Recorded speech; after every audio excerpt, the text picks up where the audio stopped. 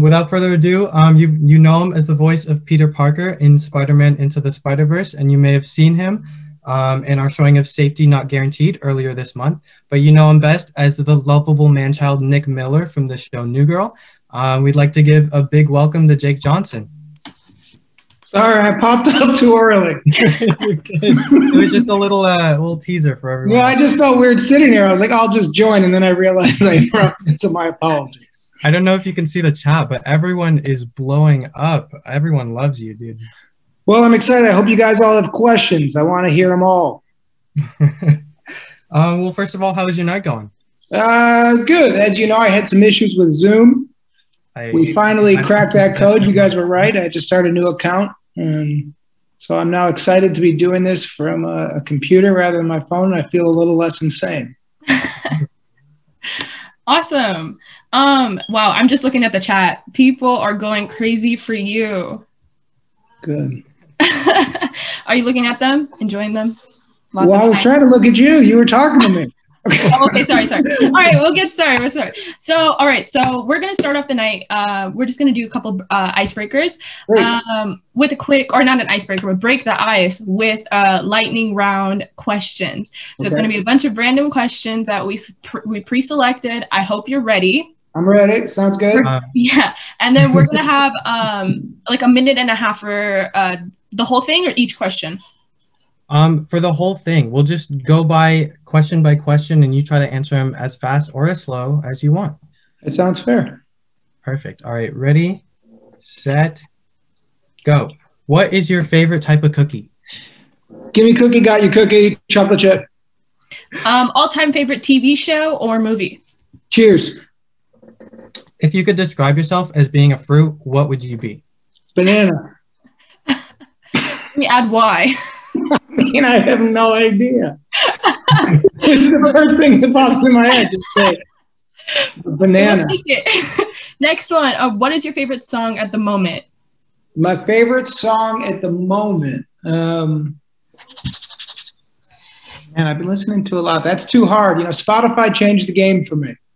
Okay, why don't we do like genre? Most listened to genre right now. I've been listening to a lot of soul recently. I've been listening to a lot of blues. I'm up in Vancouver right now, British Columbia. So we've been stuck inside for 2 weeks because of the quarantine. And it's very rainy up here and I'm not used to it. So soul and blues sounds a little bit better than it does in Southern California. Welcome to the Northwest. It's a little crazy up here.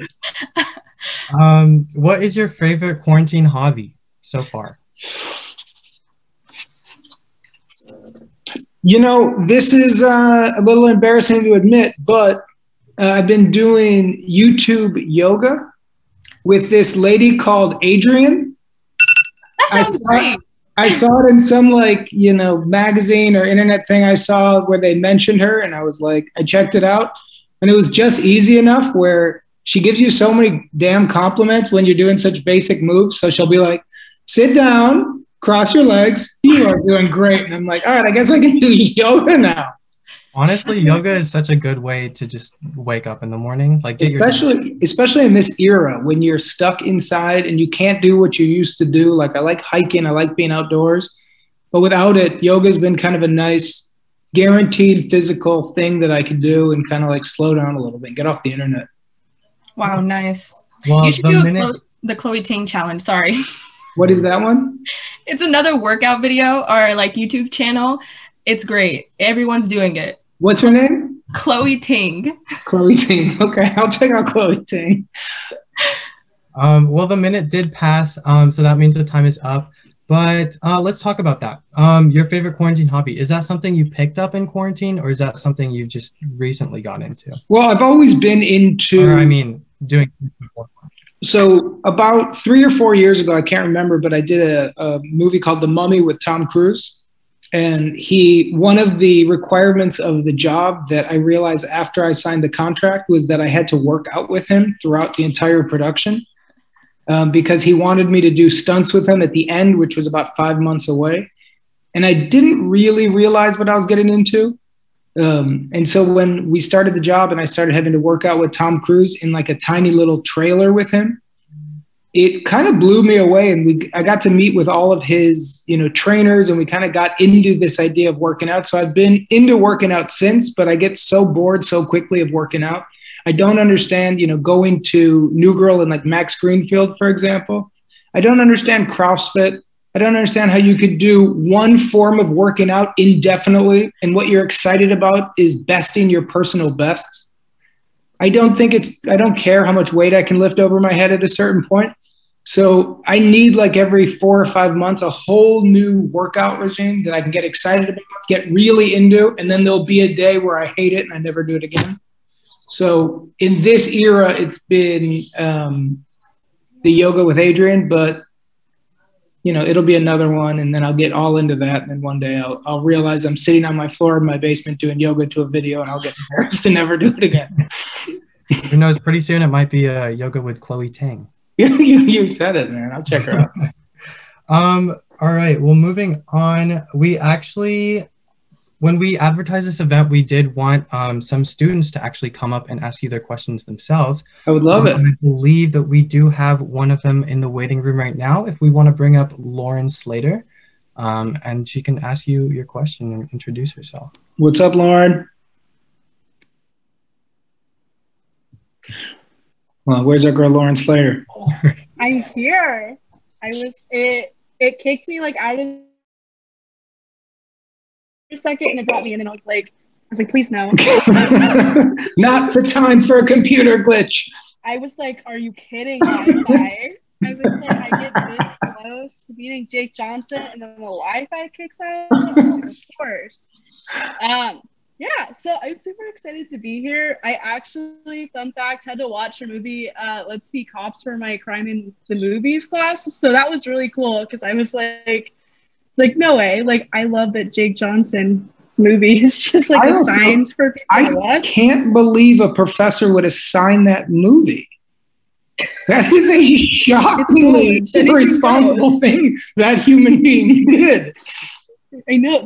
I had to write an entire analysis on it. So. And what was the thesis of that paper? That I think it was just madness. Like themes of policing.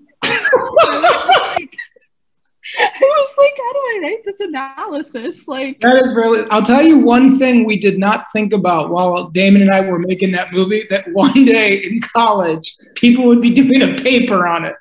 There was zero thought of educating anybody on policing. I feel very well informed. Thank you so much for making this documentary. Right, that's what it is. Very much appreciated.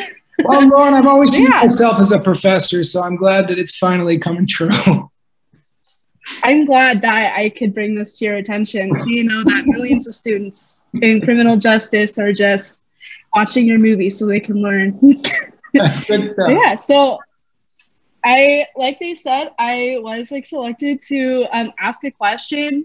And when thinking about this question, I was like, like a lot of people are going to ask like Nick Miller questions. And like, wow, don't get me wrong, I love Nick Miller. I kind of wanted to know more about you, because I was like, who is Jake Johnson? Like I was like, who is he? So my question for you is, what are your core values and how do you exemplify those in your daily life? Wow. Well, that's a big question, and I'll answer honestly here differently than I will when I do press. So in my real life, I've got 2 daughters who are twins, who are 7.5. And I value family, and I value home, and I value what it means to be kind of a dad, and what it means that once they were born, how my life really did become about their journey and what that kind of means. But I rarely talk about them in press, because they're actually, and I know it's kind of a cheesy thing for a dad to say, like, my kids are my life, but they really have become my life. It is everything that I'll kind of think about from morning until night since they were born. And they were born season 3 of New Girl has been about what they're doing. They were actually born the episode of the Thanksgiving one where Nick has to jump in a lake. And I had left, they were born on a Thursday, and on Monday I got to work. They said I had to jump in a lake, and I have twin daughters, and they were so tired. I was so tired. that I'm like, I was trying to get Max or Lamorne to jump in the lake, and they're like, idiot, it's written as you, jump in the lake. But so my life has changed in that, like, parts I take now, jobs, the career path I was on was very different than when they were born. Now I take jobs based on availability to home, or like this job, they go to Zoom school. So we're up in Vancouver, so they can do their schooling inside this weird rental house that I'm in. And this job is now something that they would watch. So maybe that answers your question. Definitely. Thank you. I just thought it was like kind of important to know like the guy behind the characters, just because like I always felt some element, but I just like, I don't know, it just came to mind. I was like, I feel like we all know the comedy side of you, but I really wanted to know like what like motivates you. Thanks, Lauren. Well, I'll tell you the other thing is that I really tried to, Nick Miller, for example, and I never get tired of talking about him or that show because, I loved that show. And I'm still close with all the people doing it. But that was an interesting job in terms of bringing myself to the table, because when it was written, Nick was, the description of the job that I booked was the smartest guy in the room who's too shy to talk about it. And that's not what I'm going to be good at playing. I talk a lot and I am far from the smartest guy in the room. So part of the fun of Nick was if Schmidt has a great monologue and Jess has a great monologue and Zoe and Max are shockingly talented actors. And they were both very seasoned when we started that show, and I was not. That they came out killing it and crushing it. So my whole thought was, when the camera goes on me, I need to improvise and say something. I saw somebody wrote about Winston. Well, Lamorne was as green as me. We were two buddies, and we were both as equally nervous. But I thought the only way that I could make my mark on this show is if I bring something that is uniquely myself to the table. And if I bring my sense of humor, I find if it's not weird, it's not funny to me. If people don't have something odd or eccentric about them, I do find myself being less interested. So I tried to, rather than make Nick the smartest guy, I tried to make him so unthinkably weird that I'd improvise things that he believes that like horses are in space. We tried doing a whole improv thing for a while that I believed that like horses ran around on planets. Anything that you could do to push a weird element and bring truth to him was something that was me trying to bring myself to a character. Oh, I love that. Thank you so much. Yeah, great question. Thanks. Thank you so much, Lauren, for coming in here, asking your question. That was a great question, that by was the way. honestly a really good. We were like messaging in the background, like, wow, she did a good job. But thank you so much for being here. Oh, she's gone. If you're still watching, thank you, Lauren. You're amazing. Okay, great. Well, now I think we have some questions that kind of focus on just the acting experience, you being an actor, and like the entertainment business in general. Absolutely. So first things first, how did you get into acting? Did you always want to be an actor, or like what was the story behind that? When I went to the University of Iowa, and I was interested in film, and I wanted to. We didn't have film. It was I went to college in 1999, so it was pre-YouTube and it was pre-cell phone. So to actually make a short film was so hard. So nowadays, I don't give any excuses to college kids if they want to make projects, because the quality of your phone is so unthinkably good that it could compete with any major movie. But so what I did back then was I just started getting involved in theater and trying to perform as much as I could. And then when I graduated school, that's all I was doing. It was just comedy theaters and theater troupes and trying to stay busy. And honestly, it just kind of kept going. And then when I hit around 25 and 26, right around that time, I was catering and, working odds and ends jobs, but there was no career path. So I really didn't have that great backup plan where it's not like I was making good money in advertising and thought like, well, I wouldn't mind acting. It was, I was making just enough to survive. And so I moved out to LA and thought I might as well give it a full shot. Nice. Yeah. Well, so I guess since you've been doing this for a while, how much research, if any, goes into preparing for a new role, or like going into a new scene? Do you have like a warm-up ritual or anything like that?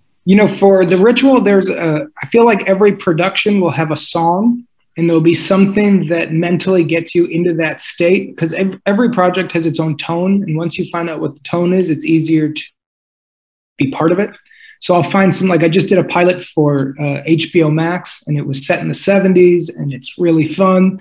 So, but there was a certain tone that they wanted, so that I kept listening to Fleetwood Mac over and over. So every time I would hear Fleetwood Mac, I'd be ready to do the thing. And in terms of research, it all depends on the part. You know, Peter Parker, for example, I've got a lot of friends like my buddy Scott Gimple, who's the showrunner of Walking Dead. He is a huge comic book fan. And so when I got that part, I called him and just said, like, tell me what you love about Peter Parker and what makes, because I'm not a comic book guy. So I was like, what about him makes him different? And so, you know, I'll do research like that. The job I'm doing now, it's about a father.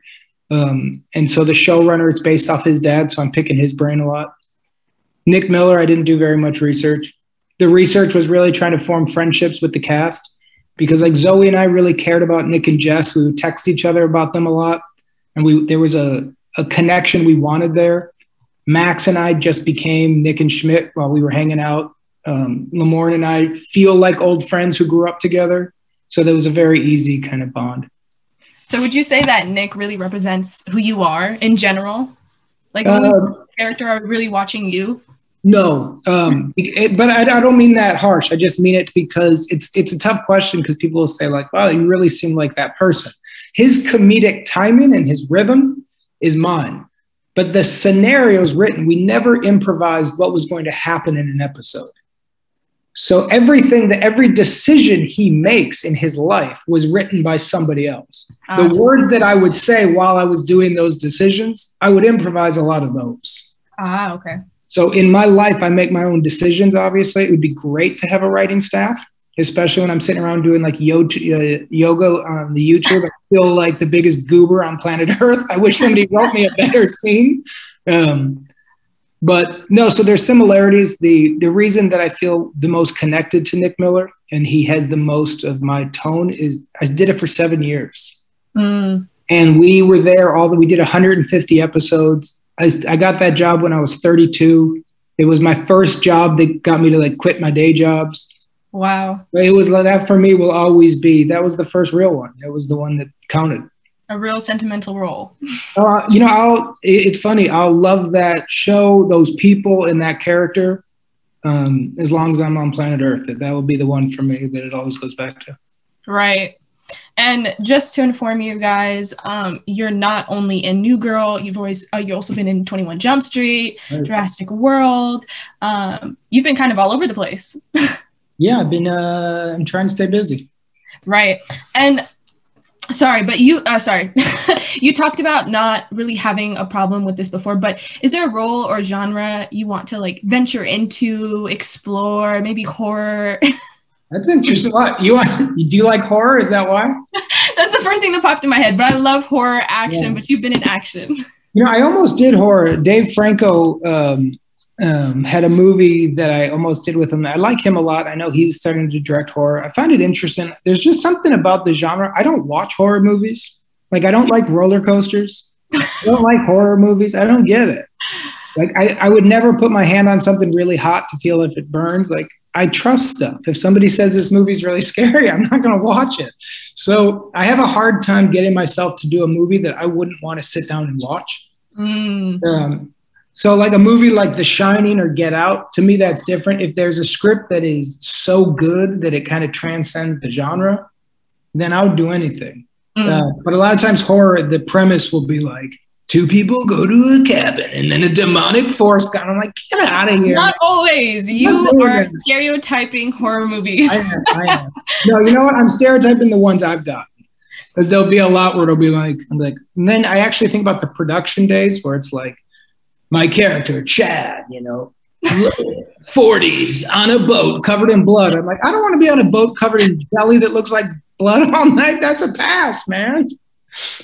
I understand that. If you can get into something that's like similar to Hereditary or like Midsummer, I think that's pretty cool. Yeah. So for me, more than genre, it's honestly the big change has been people. It's more about the people involved, because I've done some jobs where you just work with, and obviously you guys all know this, you know, in life, but you just work with some people you don't get on that well with. Mm. And if you don't get on with a director, it's like having a professor or a boss you hate from 7 a.m. till 7 p.m. for months on end. And they just start bossing you around in a way that feels ridiculous. So I would rather pass on a project that's a great script if I think somebody's weird. I just saw the word creepy come up, but yes, if someone's creepy, I would pass on that. I would rather work with the same people if I know I like them. I feel similar about food. If I go to a restaurant, I'm not gambling. If I'm hungry, I'm going to get something I know I'm going to like. So a lot of times characters or things I do will seem of a similar story or a similar type. And it's because those are the offers coming in and those are the people that I know. So this movie that I'm doing right now, it's a different thing. I play a Kentucky father of a little boy, and it's down south, and it's a really sad story, but the director is one of the directors of Spider-Verse. So I know him well. So when he said, I want you to do this, I didn't think about the genre or the character. He's like, I think you're going to play this guy great. It's the show based off the showrunner's dad. I'll put you in touch with him. And I thought like, yeah, great, let's go. And then I really read the script and get into it after the fact. Ah, that's very honestly, as like a retail worker and a food service worker, I can totally get behind not liking your boss. Yeah, it just ruins your whole day. It really does. And then if you have a cool boss or a cool director or a cool co-star, well, who minds going to work if you're cracking jokes and you like each other? Yeah. So sometimes there will be and the bigger the star, a lot of the times, the bigger the D-bag. So I've heard a lot about that. Every magazine says that though. I don't know if you're supposed to believe it. Oh, believe it. You can believe that. It's true. Now it's not always. It's like some people always surprise you. But if you're working with these, like, you know, if you know them by like first name, they're probably a little tricky. And so I would probably rather work with people who are more down to earth and people I can relate to and feels like we're just mixing it up. Doing movies and TV doesn't feel that different for me than when I started off in Chicago doing, you know, plays in front of 40 people. It's the same thing. We're writing shows and we're performing. We're trying to make people laugh or feel something. Yeah, doing what you love. Yeah, it's pretty simple. To kind of speak more on it, that you've had the opportunity to do both like in-person acting and voice acting. We were wondering if there's anything that kind of translates between the two. Yeah, a lot translates. So the core of acting is exactly the same. Is one harder? They're just different. So I like voiceover a lot because, as you can see, when I dress myself for too long, I wear what people send me, and my hair looks like this. It's not a big priority to me. And so being on set when I have to deal with hair and makeup and lighting and how you look in a scene, that's not what I find that interesting. I don't care how everybody looks in a scene. I don't care if somebody's dress or their shirt makes them look fat if they're sitting down. I don't want to stop shooting because of it. So in voiceover, it's all your voice. So like what I love about acting is when the director calls action until they call cut. That's the fun. That's the magic. That's when you get to work with people and feel their energy. So with voice acting, you get to do it in the dark, essentially. When Shamik and I were working together, I'm looking at him, he's looking at me, but everybody else is just listening. So it's different. It's just it's a different muscle. Wow, how interesting. I've always been curious about it. I know when I was a kid, Disney did a lot of the background filming of different like characters that actors and actresses would do. And I just thought it was so cool and interesting, being in the booth and everything. Yeah, so I saw that too when I was growing up. I saw Robin Williams doing, what do you do, the genie? Yeah, I think so. I'll tell you, it's very different than that. Oh. But you know, like he's like, oh, hey, yeah, I'm Robin Williams. It's that acting to me is not what it feels like in the booth. In the booth, for me, it feels really dark, really intimate. It's really private. Like there'll be a little spotlight on my script. But a lot of times, if I'm like reading a Peter Parker scene, like when we were doing like the Peter Parker and, you know, Mary scene when he sees her and he's catering. Yeah. The director was like, I need you to really feel this. This is the woman, the person that you love, and you screwed up in real life and they're right here. So everybody was kind of out of the room and it was really quiet and you're alone with your thoughts in the dark. And so it allows you to actually get into a space that it's harder to get into on set, because on set you've got about like a Nick and Jess moment. That's a really intimate moment, like the kiss in season 2 that they feel very alone in that moment. But the reality is there was about 85 people around us holding equipment. And so, you know, you have to tune out. Yeah, but so the trick of it is you learn to block it out. Mm-hmm. But in voiceover, they block it out for you. Mm.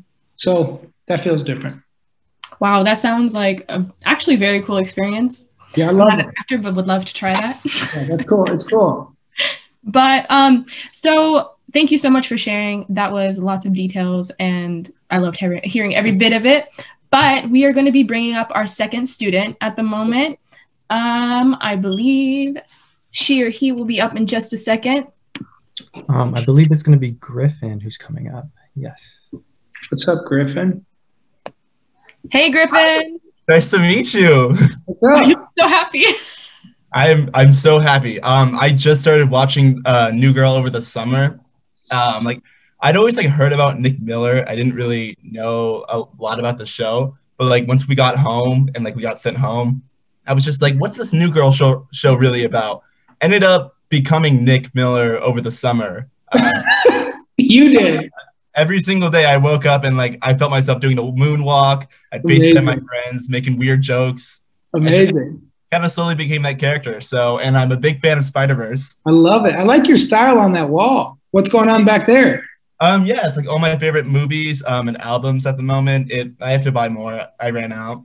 You know what, man? That's some commitment. You should look into art direction too. Oh, no. No? I cannot draw, no. No, art direction's not drawing. If you go to art direction for Spider-Verse or for a movie, like a Wes Anderson movie, right? Okay. That's all art direction. That look, that aesthetic, the way the room, the way you've decorated your room. I used to literally draw quotes on my wall with crayon. So, you got nice style. That's cool. I mean, yeah, I can't, use a pencil at all. I have to type everything up because I can't read my own handwriting. But, maybe I'd look into that. Yeah, it's cool. But yeah, so my question is, so I know that you and the cast of New Girl, obviously you guys got along behind the scenes as well. Yeah. And I also know that you don't have a TikTok. I've seen that on your Instagram. But I've seen a lot on TikTok lately that in every episode of New Girl, there's a reference to a bear. Whether they say it, whether they show a photo of it, they say the team name. I wanted to know, is there a reason behind that? Was it an inside joke? That was an inside joke with our writer's room. On shows, a lot of times that happens once a show gets launched and you get a staff and the writer's room becomes its own team.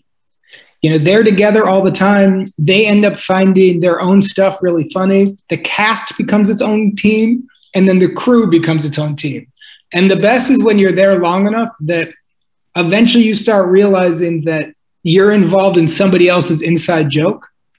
And the bear was one of those where it would be like, what am I saying the word bear for in this scene? And the writer would die laughing. You're like, oh, okay.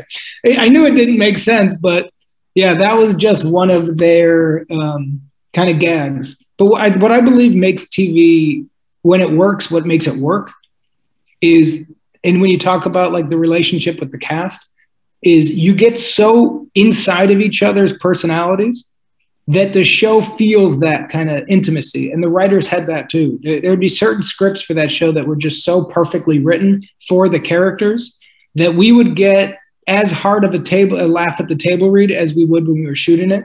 And you would just know yeah, they're kind of locked in. And in terms of TikTok, so, social media is very different for your guys' generation as it is for mine. When New Girl started, the head of marketing at Fox, a guy named Ely, I can't remember his first name right now. I want to say Scott Ely, but I'm probably dead wrong. He asked me to get on Twitter so that the cast, we could all banter with each other before episodes. And it was season 1. And I went nah, it's not for me. I don't think I need to be on Twitter. And he said, do you think you understand marketing as well as I do? And I went no, I don't understand it at all. And he goes, do you want New Girl to work? And I was like, yeah. And he goes, so get on Twitter and Instagram and interact with your castmates. So we did it all for that. Now that I'm not on a show that uses social media, I'm just too damn old to keep up. You'll see, like in 5 years or 3 years, there'll be a new one. And there will be a moment when your generation has to go, we don't get to play on this one. TikTok, when I see people my age going like, bloop, bloop, bloop, I'm like, get out of here, man. You're a 45-year-old man. Quit dancing. Get that. Don't do that one song and don't do a dance on it. So that's my kind of thought on it. But I'm getting a lot of heat on Instagram because I'm still on that. And probably daily, 50 to 100 people ask me to get on TikTok. And honest to God, it cannot happen. I feel like if you were born before 1980, you're not allowed to be on it. You know, like when you put your age in, it should block you. You know, yeah, it was a little scary joining TikTok for me too. I was like, I just heard like, oh, like it just sounds like it's for like 12-year-olds, and then I got on it, and then I got addicted. Yeah.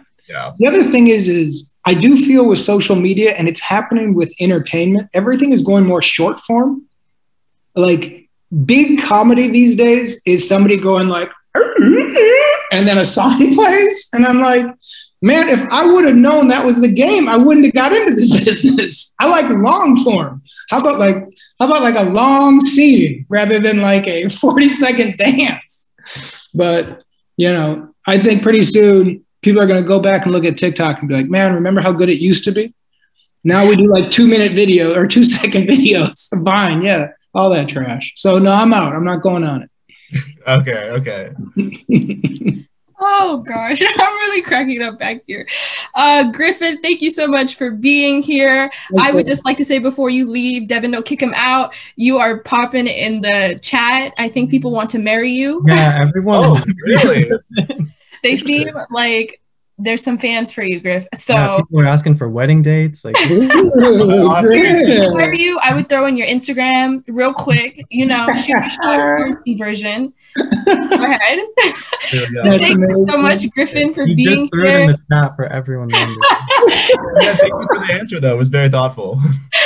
But thank you so much for being here. And by the way, you have an amazing smile. But have a great day or great night. Man, you're throwing it out. I was watching y'all in the group chat. It's okay. I got you. If you want someone, I am a matchmaker. Get a cool wall. Exactly. I guess that's a good transition into our next segment, which I guess most people have been waiting for. The segment on focusing on New Girl. Great. So as Griffin mentioned, the popularity of the show has been like blowing up, especially in quarantine. It's kind of like just a certified quarantine binge watch, like essential, I would say. Yeah. My roommate is a huge, I know you saw her a little bit earlier, but as soon as she left the room, she was like, I called my whole family. I told them, I talked to him. Like, she's a diehard fan. Like, great show. That's fun. So do you have a favorite memory or story from being on the set? That's tricky. There's honestly so many. It was, 7 years. That's fair. What I'll do is I'll give a favorite memory for kind of each cast member. How's that? Oh, great. That sounds fun. Max Greenfield was kind of the one who led me through the show the most.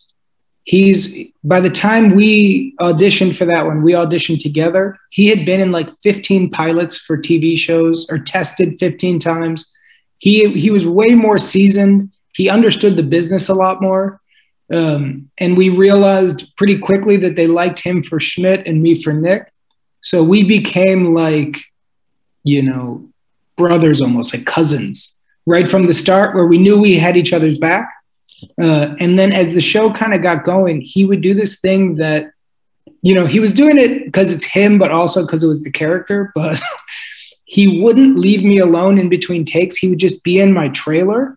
And at first it was like funny, weird, but then he would always be in there. So like, you finish working and you got like a 45-minute break and you want to just like kick it for a little bit, listen to music. Max would always be like laying on my couch. So we just started spending every second at work together, and we would take that energy right into work. And so the Nick and Schmidt really was formed in our trailers doing jokes, that connection with each other.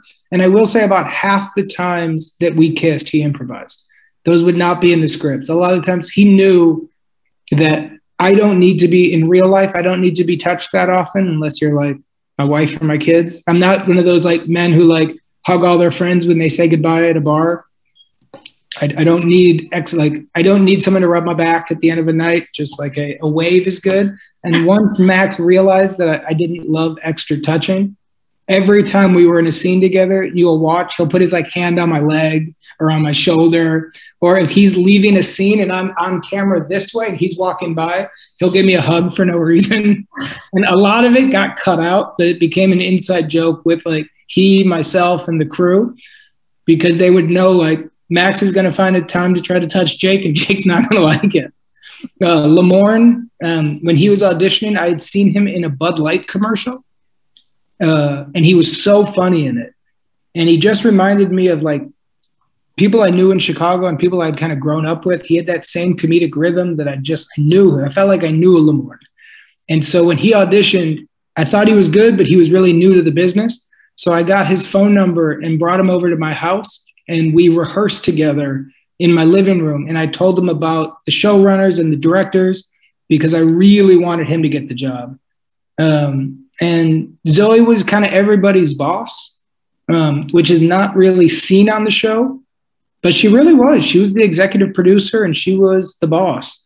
And when she kind of started pushing for the Nick and Jess of it, that was probably my most exciting moment because I knew like, oh, great. If Nick is with Jess and they have that thing building, that could potentially be the Sam and Diane of this. And I love Cheers, so I thought, oh, that's so much better than I thought it could be. So Zoe ended up becoming like almost like a business mentor while it went. Were you ever worried about like how the fans would react to like these kind of executive decisions to make these two characters like? Yes, a lot. We talked about it. We battled about it all and we talked about it a lot.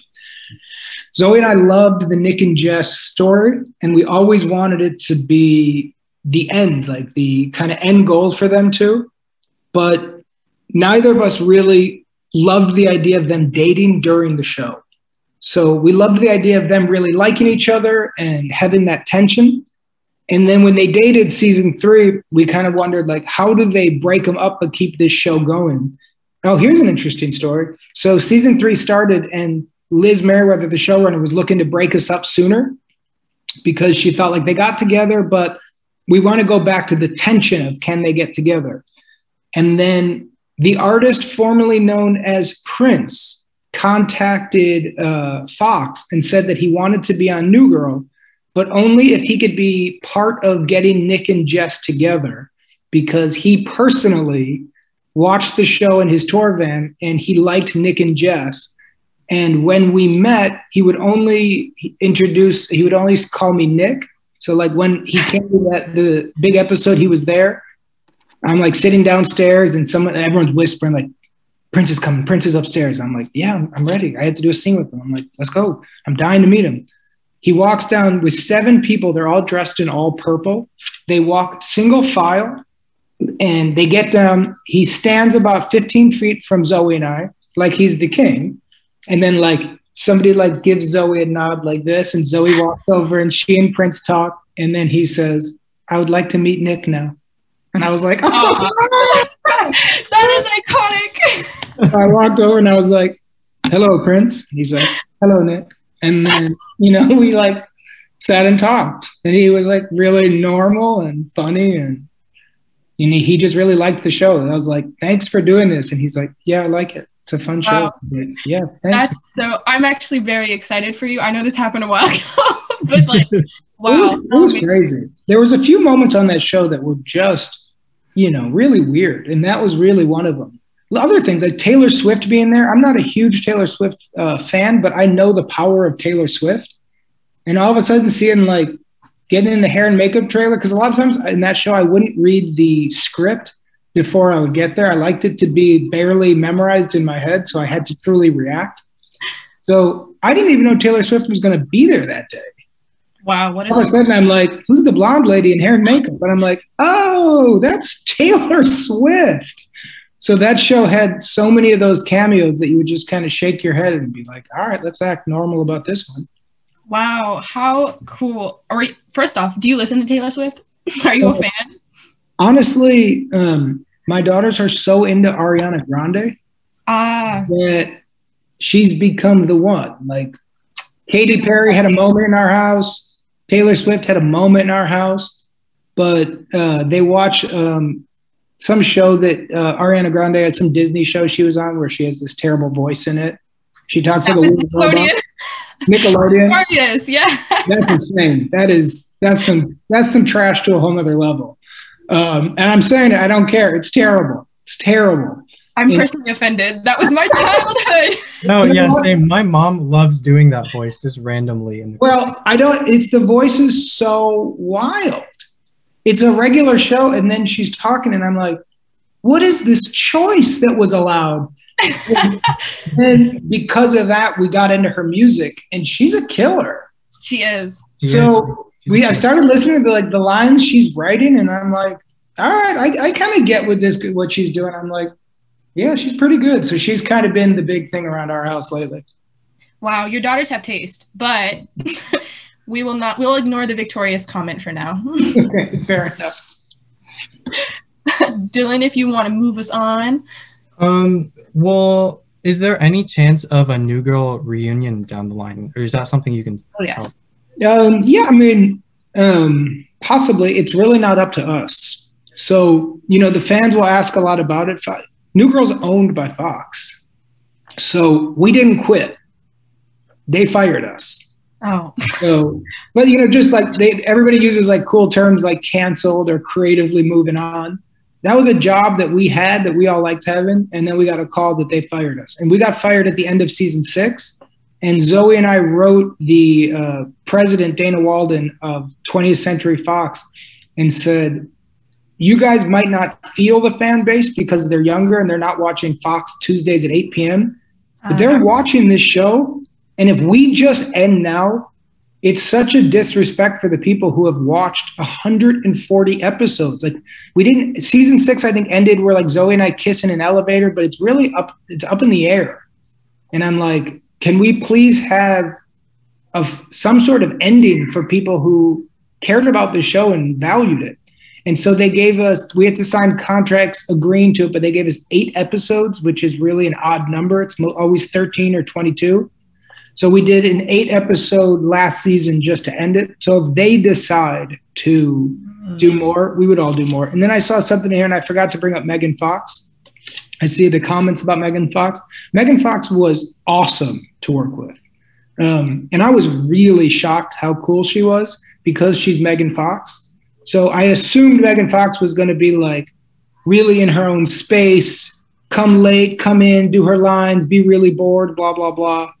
She never left set. She was wildly professional. She was always on time. She's really funny and really fun. Like she's got some real wild beliefs where like she's really into aliens and stuff like that. But like really believes it. But what's really endearing and fun about her is you could kind of tease her and goof around. And she's not overly sensitive. So she could tease me and I could tease her. So I loved working with her. I hope to work with her again. She and I still text every once in a while, check in on each other. Aw. Yeah, she's great. Oh, that's so nice. You text Taylor? No, Taylor didn't give me her number. Neither did Prince. It's okay. Yeah. As much as I want to keep asking questions about New Girl, we do kind of have to move on. But more about New Girl, it's all right. If that's what you want to hear. Okay, I mean, there was only one other question, but True American. We got this question a lot, actually. Did the cast ever try playing it, and are there official rules somewhere? No. So True American's been a wild one that it's kind of created its own life. But the way True American was started, so Liz Merriweather, who's the showrunner of New Girl, she's really it's her show. She wrote it. She's the one who understands it the most. She just got at times overwhelmed with the amount of workload she had to do. So there'd be scenes that at times would just be really underwritten. where she would expect us to on set improvise and figure it out.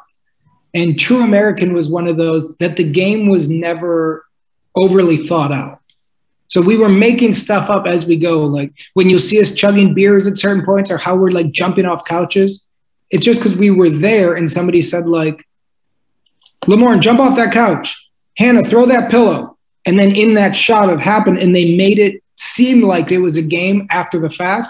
And then some people online have sent me on Instagram full breakdown of the rules. Yeah, I've seen that. It's crazy. I mean, well, it's not only crazy, it's fully made up. There are no rules.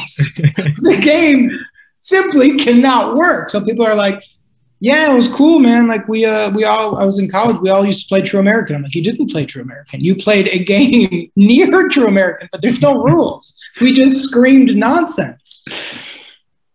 Yeah. All right. Well, thank you for answering that question. That was nice to clear that up.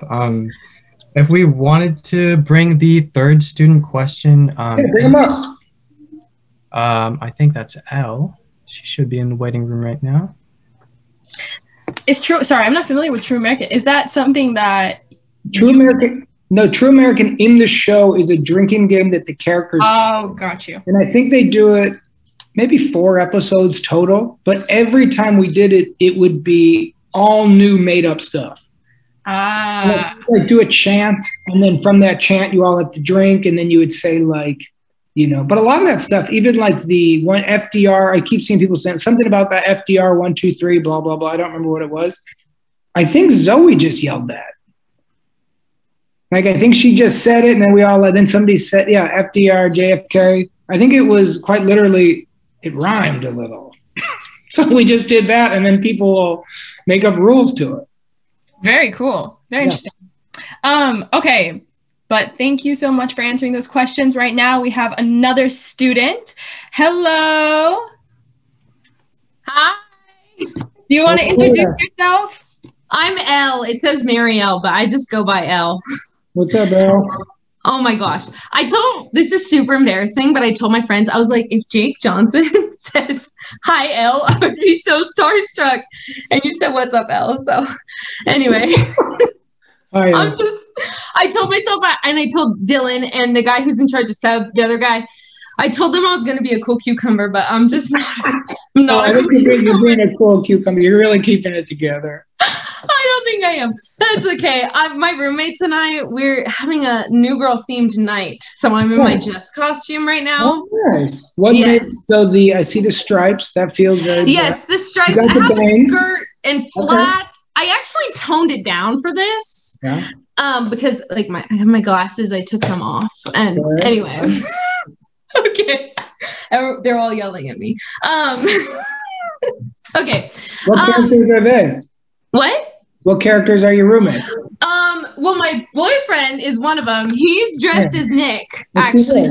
My sister is right here. She's actually dressed as... What's up, Nick? I can see Nick's with the Henley. Yeah, exactly. Is that Cece with the overalls? It actually was supposed to be Jess.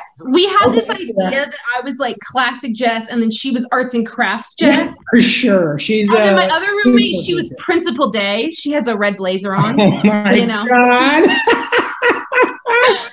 That's good stuff. I like it. The different sides of Jess is fun. Yeah. So my question, you kind of touched on this when you shared your favorite story with each cast member, but I was just curious. With each of your like primary New Girl cast members, what was your favorite thing about each of them as a person, the actors? It's a good question. Lamorne would be loyalty. Lamorne is like a fiercely loyal friend. And I always knew no matter what, once he and I got to know each other, that he kind of had my back and I had his back. And it's really nice going through a weird professional 7-year experience where they would, all of a sudden we'd have to go do press and we'd fly somewhere knowing somebody kind of had my back who felt like home. That was a really nice thing. Max would have to be his sense of humor. He never stopped making jokes. So, on hour 14 of a long day when you're getting tired, at times I'll just be thinking about getting home but Max was always cracking jokes. It was always reminded me that, like, yeah, we're here to make people laugh, stay in it. Zoe's would be, I would kind of say kind of her intelligence. She was like 2 steps ahead of the game. She was the smartest one out of all of us, and she was the one that understood the business side of what we were doing and the business of New Girl in a way that at least I didn't.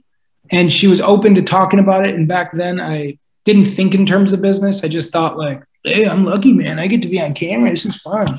And she was the first person who would like literally talk about like saving money and like think about what you're doing.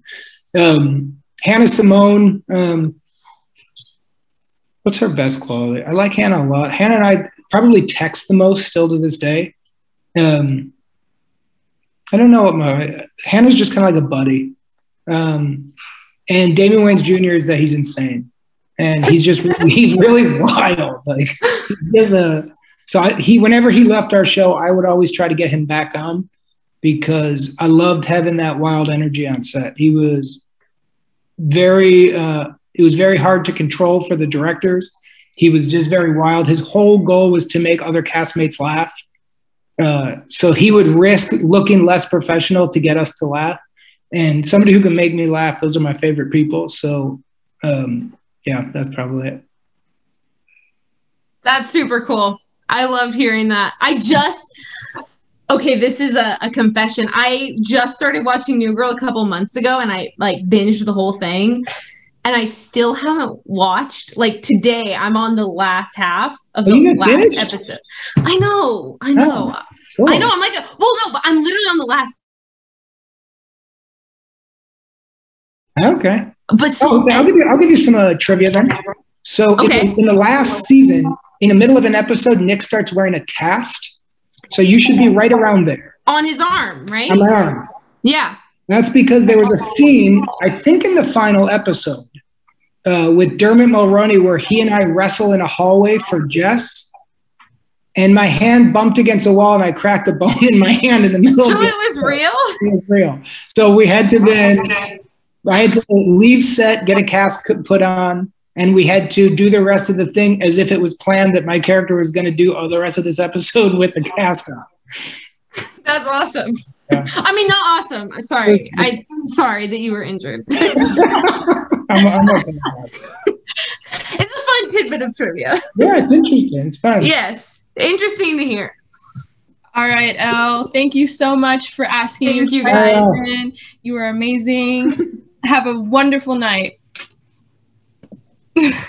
Oh, she's so nice. Yeah, she was really nice. And her and her friends' outfits were actually like kind of on point. So I know. That's a good New Girl themed night. I like it. I'm going to text Zoe that they had the phases of Jess. She'll like that. Wow.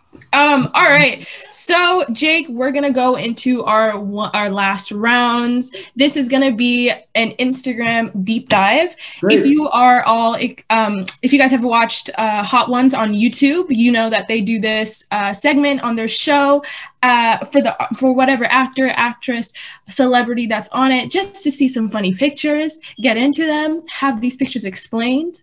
Dylan, I believe you're pulling up one. I am trying to at the moment. Yes. Hold on just 1 second. How are you feeling, Jake? So we did pull up a couple of your older posts. I don't know if you remember posting these. Yeah, I do. So that was behind the apartment that I lived in with my mother in high school. So if you look right to the right of that white building, there was an apartment complex, and that was ours. And that's my buddy Bill and Oliver. And in high school and college are big things. That was my first comedy troupe. The three of us used to write shows together and perform them. Oh, wow. We used to love taking road trips. We thought there was like nothing cooler than just like driving around and, you know, talking and trying to figure stuff out. So at the end of it, we would take a photo to remember the kind of trip. And that was that one. And I was feeling nostalgic one night for those guys because, you know, honestly, that era, that college era, it's such an intense period while you're in it. And the people you're with, you're so close to, and you're, you know, with roommates, it's so crazy and it's so intimate. And then life happens and everybody scatters and you're still close and you still care about each other, but it's different. And, you know, New Girl really taps into that. And these guys were really part of my, you know, from the time I was 14 until, you know, 24, kind of, those were like my kind of road dogs. Yeah. Wow. You still keep in touch with them today, or? I do, yeah. So Billy, the guy next to me on that thing, has now moved out to LA, and he's starting to produce the shows that I do. Like I just did a pilot and he came on as a producer. And the guy in the back, Oliver, I shot a pilot for Apple last year, and he was one of the actors in it. Wow, very cool. Yeah, it was fun. All right, moving on to the next one. You want to explain this one a little bit? What are we doing here? Have a little giggle. So that's when I first moved to Los Angeles. Clay was also a guy I'd known for a long time. We decided to become writing partners, and we wanted to write a screenplay together. And I didn't understand the business of Hollywood, but I thought, like, you write a screenplay and they give you like a bucket of gold. So when we decided to write, I asked another friend of ours to take our photo, because, you know, you have like, there's like business people shake at the bottom of like a pamphlet where it's like Morgan and Jeffrey's Associates. So I was like, let's do one of those. Like, now that we're business associates, we're going to sell a screenplay and get rich. So that was that one.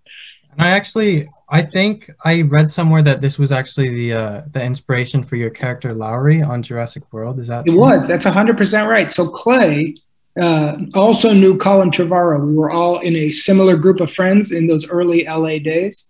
And Colin ended up directing Safety Not Guaranteed. And when he was putting that one together, no one would give him a budget because no one knew who he was. And I had known Aubrey Plaza socially. So Aubrey and I decided to kind of come onto that one together. And then that movie blew up for Colin, and Colin got Jurassic World and put me in it. And when we were deciding the look, we decided to copy his. Clay, that guy right there, actually has the same tattoo that Lowry has. We used Clay's real glasses, and you can't see it there, but he actually has a mustache too. So we tried to copy Clay's exact look and just sent photos of Clay to the wardrobe department while creating Lowry. Amazing. All right. And then this last one, you already talked a little bit about it, but the Taylor Swift, if you had anything to add about that, that would be cool. But if not, that's fine too.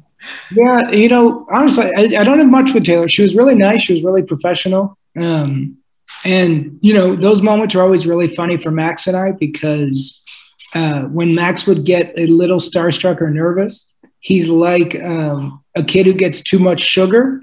And I'm the opposite, where I get quiet and more reserved and just like, you know, let them do their thing. But Max would always push me and pull me into it. So we were really annoying around co-stars is what I'm trying to say. So I'm sure right before that, Max said something really embarrassing about me to Taylor. So my face would have a look of like utter humiliation right before the photo, but I don't remember exactly what it was. But the goal was always to make the other guy look really bad right in the moment that you don't want to be looking bad. Yeah. Well, I love your relationship with Max Greenfield and everything. It's almost like a brotherly relationship where you just kind of do stuff to piss each other off on purpose. Totally. Yeah. Well, everybody on that show, everybody, you know, and a lot of jobs, I keep saying people mentioning Tag. Tag was another one where the reason I did that job is that I liked all those people. So when you like people and you guys get to goof around and you genuinely get to have fun with one another, it makes work so much easier. It was the thing I was saying before about when you like take a job. Like I didn't do Tag. When I had to do press for Tag, they were like, what about Tag makes this an interesting movie to make? And I'm like, nothing. It's about a bunch of grownups who run around and tag each other. It's irrelevant, but it's just for fun. And so the idea of it is, well, why do it? And it's because Isla Fisher's one of the funniest humans I've ever met. Ed Helms, Hannibal, John, all these people are just really funny and fun to be around. And so that kind of real life, the real bits you get to do in between work is what really bleeds into a project for me. Oh, well, thank you for your super insightful comments on everything so far tonight. Yeah, really. truly. They've been very real and honest, and I greatly appreciate Yeah. that. Yeah, it's just been a lot of fun. One quick thing, I saw somebody keeps writing, do I watch my work? Yes, I was gonna comment on that. Ashley, you're getting your question answered. I'll try to pop them off. People have come out and stayed, so I appreciate it. I watch my work at the beginning of a project to make sure that I'm on the same page as the creatives, because I don't want to be doing a tone that I think is really funny that they don't. Like I did a show called Stumptown for last year. And when I took that job, they said they really wanted a lot of improv and they wanted it really funny and they wanted it loose. All the stuff that I did that was loose and improvised, they didn't use. So what they used was more dramatic and quiet. So after I watched the first couple episodes, I didn't need to watch anymore. I don't need to improvise anymore because I know, what they're going to use. And so I'll watch something to know what it is, but I don't watch projects that I'm in for enjoyment. It's not like others where it's not like if I can watch Bottle Rocket endlessly, but if I'm in it, it's like watching a weird home movie with other people. That's very interesting. We did an interview with Jesse Eisenberg and he said something similar and he doesn't like watching it because it feels weird. It's just weird, but you just remember what the experience was. Mm-hmm. And then you just remember, like some actors will say, like, you just see what you did wrong. And I don't think, for me, it's not quite that. You just kind of see, it's like you get to watch a memory that feels very personal that's now public. But like New Girl to me is what's really weird and really trippy, just to, get goofy right now. But New Girl feels like my memory.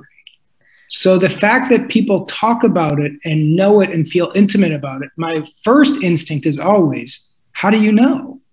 Yeah. Like those were my friends. That's like, I lived through that. And then you realize like, oh, we were making something for others. But when you're on the inside, very quickly you forget about the cameras.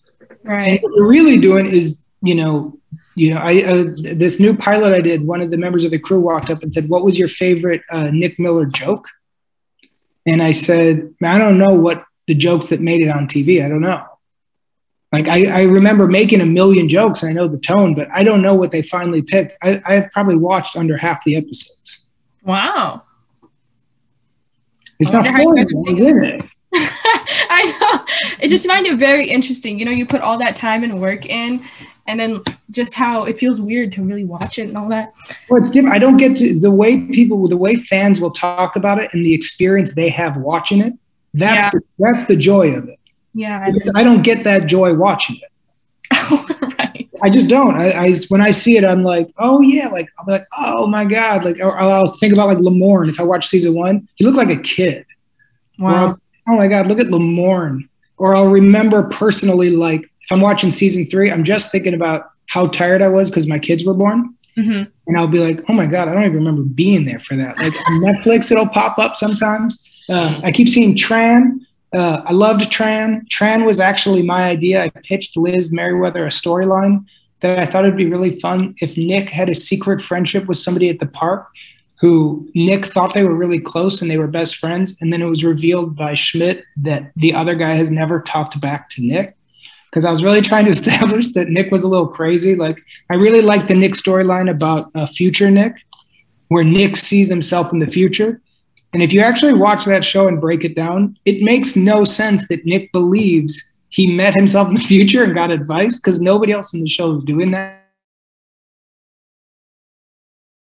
Right. And so Tran was always such a blast for me because I thought like, wow, he's got to like, if this is real, if you make New Girl and you pretend it's real, there's a guy named Nick who leaves his apartment. He goes to a park, talks to an old man in the park who never talks back and thinks they're best friends and thinks he can listen and hear things. So to me, that idea was always really fun. Oh, I remember that. But yes, that sounds amazing. Thank you so much again for everything that you have talked to us about, shared. But before we end it and before we close it off, there's a tradition that we like to do at these virtual events with any of our guests here at WSU, Washington State University. We have our mascot, the Cougars, and any sporting event, any events at all, we always like to yell, "Go Cougs!" So if we could get a huge, big "Go Cougs" for all of our people out there, that would be much appreciated. Well, first I want to say thanks to everybody who came and watched. Thanks to both you guys for your great questions. You guys did a great job moderating this. I know that's not easy to do. And with that in mind, go Cougs! Go Cougs! Go Cougs, baby. Thank you so much, Jake, for being Thank here. you. Yeah, we really appreciate you being here. That was good fun, guys. Thank you. I hope you all enjoyed. Before we close off, I would like to remind you guys to follow us on our social media at WSU Seb or Seb WSU, one way, to keep connected with us, see all the events we're doing, and see more things like this. Because I don't know about y'all, but I enjoyed it. I loved having you. It was great talking to you. Yeah, honestly, super insightful. And then if you want to advertise anything that you're working on, just real quick, that would be interesting. No, I got a movie coming out, but you'll see it on the Instagram when it's time for it. We'll look out for it. Thanks, man. Make sure to follow him on Instagram too. All right, everyone, have a great night, safe night. Thank you again, Jake. Thanks, everybody.